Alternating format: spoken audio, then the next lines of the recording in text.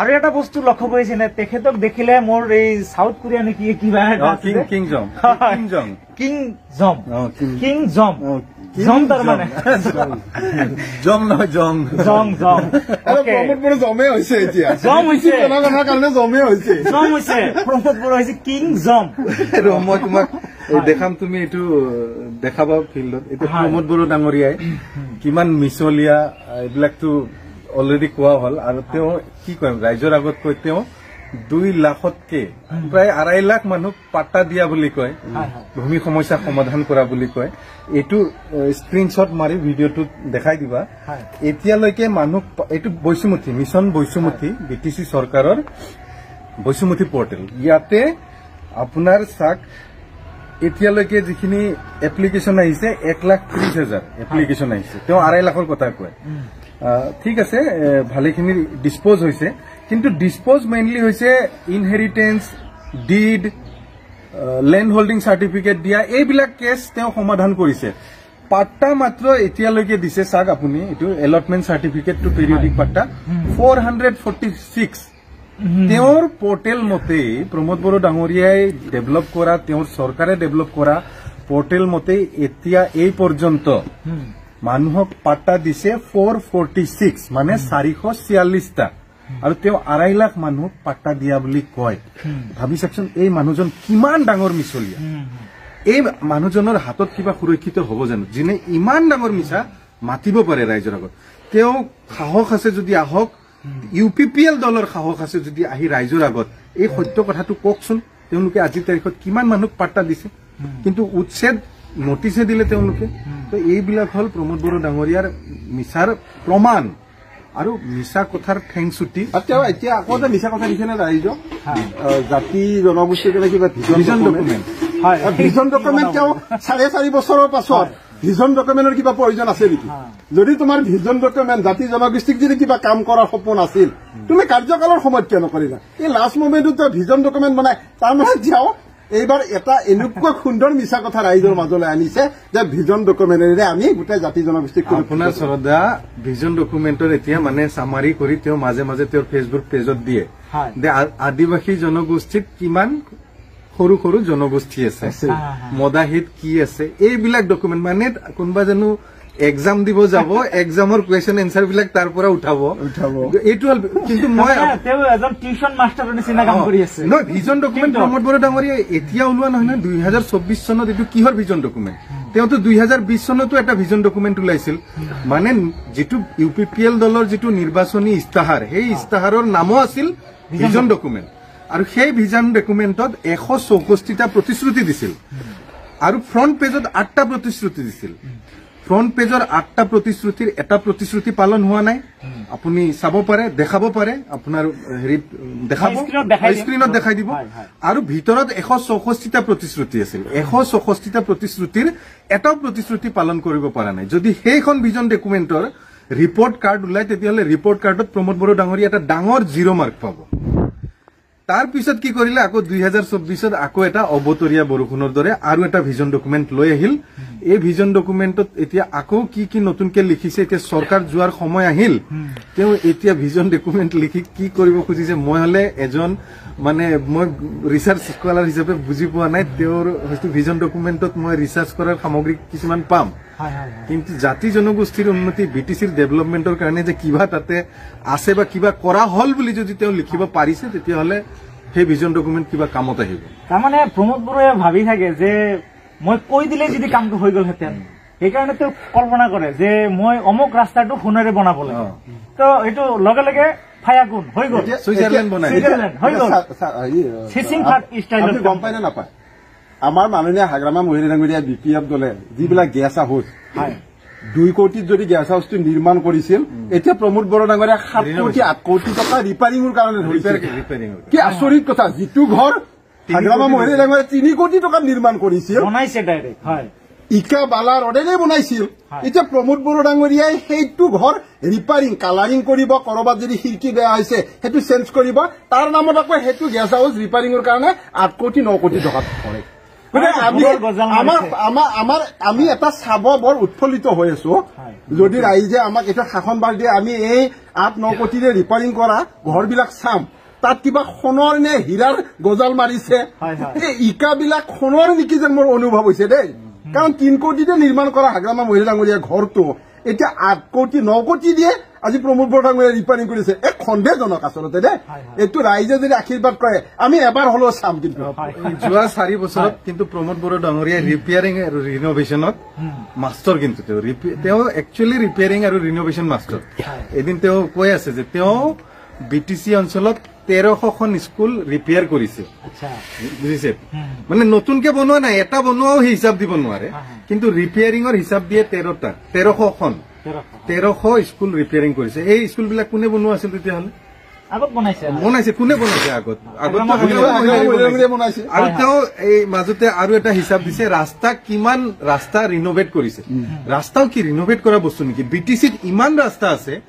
যিবিলাক বনাব লগা আছে প্ৰমোদ বৰা ডাঙৰীয়া ৰাস্তা ৰিনোভেট কৰে মানে দুইফালে ইমান বঢ়াই দিয়ে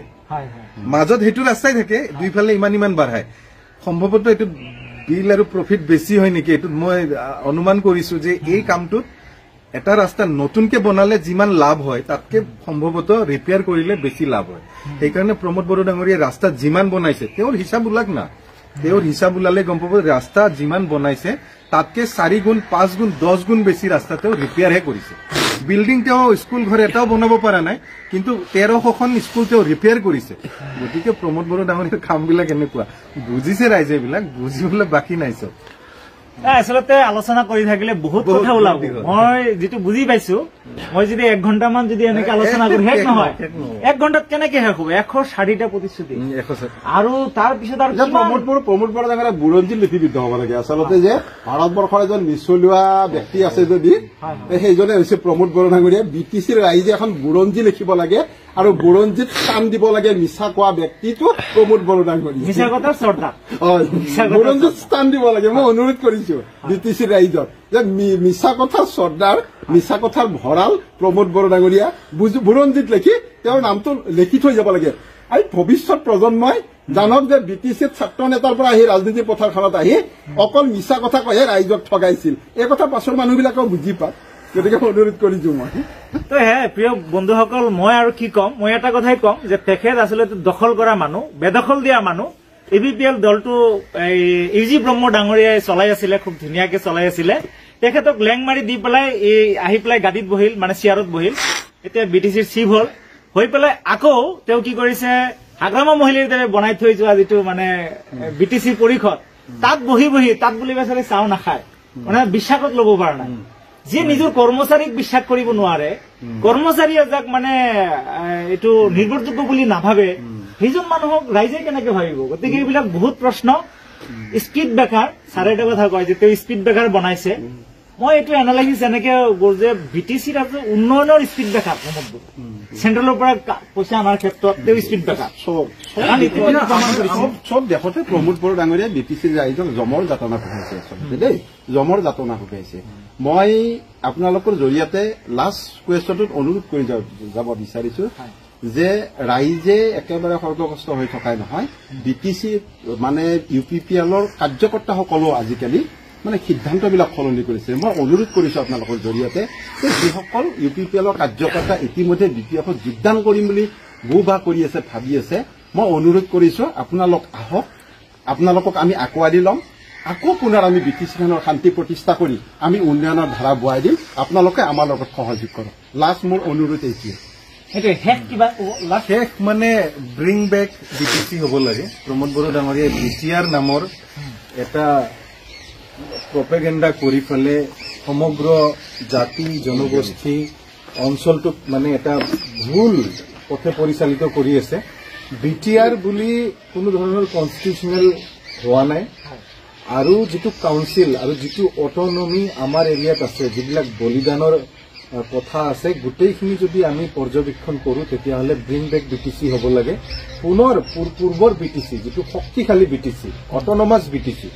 এই বিটিসিটো আমি ইউথ হিচাপে বিটিসি বাকী হিচাপে চাব খোজো আৰু শক্তিশালী হিচাপে বিটিসিটো চলাব লাগে এইটো আমি বিচাৰো প্ৰমোদ বড়ো ডাঙৰীয়াৰ হাতত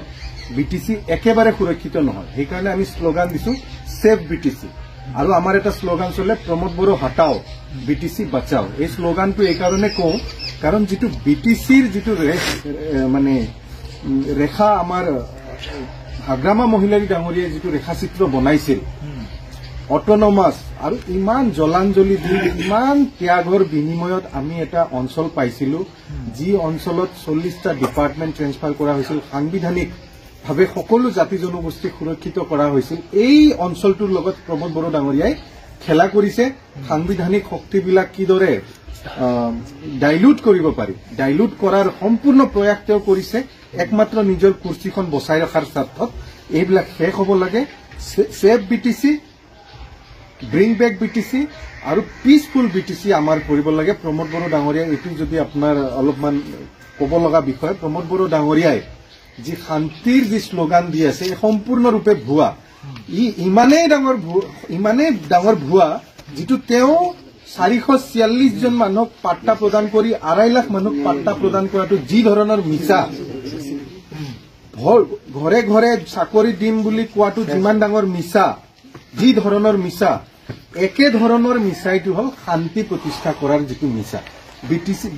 বিটিসিত শান্তি প্ৰতিষ্ঠা হৈছিল এয়া 2003 চনতে হৈছিল বিটিসি চুক্তিৰ দ্বাৰা হৈছিল ভাৰতবৰ্ষৰ সংবিধান সংশোধন কৰি স্বায়ত্ত শাসন আনি ইয়াতে শান্তি প্ৰতিষ্ঠা কৰা হৈছিল প্ৰমোদ বড়ো ডাঙৰীয়াই কেৱল পাৰ উৰাই মিছা মিছা লেকচাৰ মাৰি কথাৰ ফুলজাৰি মাৰি যদি শান্তি ইয়াতে ৰচনা কৰা বুলি তেওঁ যিটো মিছা মাতি আছে এই মিছাটো তেওঁ অতি শীঘ্ৰে বন্ধ কৰিব লাগে ৰাইজে বুজি পায় শান্তি আজি কোনো বিটিসিত শান্তিত নাই কোনো জাতি জনগোষ্ঠী শান্তিত নাই যাৰ যিবিলাক ল'ৰা ছোৱালী চাকৰি পোৱা নাই তেওঁলোক শান্তিত নাই যিবিলাক কন্ট্ৰেক্টৰে কাম কৰি বিল দিব পৰা নাই সেইবিলাক মানুহৰ শান্তিত নাই যিবিলাক কৰ্মচাৰীয়ে আজিলৈকে চাকৰি পোৱা নাই যুৱক যুৱতীয়ে তেওঁলোক শান্তিত নাই বিটিসিত তেওঁ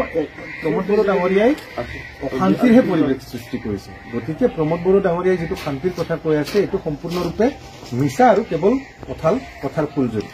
ফুলজাৰি আজিলৈকে আৰু দীঘল নকৰো বহু কথা আলোচনা হ'ল প্ৰিয় বন্ধুসকল ইয়াত আপোনালোকে নিশ্চয় মনৰ প্ৰশ্নখিনি উত্তৰ ইয়াত নিশ্চয় আপোনালোকে পাইছে এইখিনি কৈয়ে আজি সামৰিছো ধন্যবাদ